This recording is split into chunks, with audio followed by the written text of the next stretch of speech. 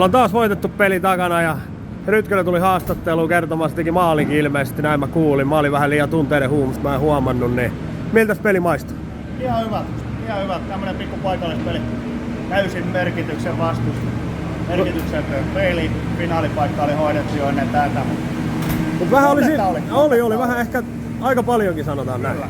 Ja tuomarilla oli vähän vähemmän tunnetta mun Sillä mielestä. oli vähän ehkä herne jäässä pillissä, mutta kyllä me selvittiin. Miten sä oot mieltä joukkuepelistä? Oliko siinä jotain parannettavaa, kun jos kohdataan finaalissa heidät? Niin...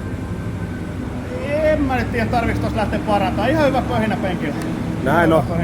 Kenelle sä antaisit kirveen?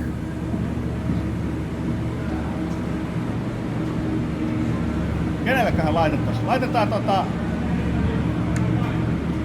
Nyt laitat kyllä tosi paha. Venäas hetki. Kyllä mä laitan Räihälle.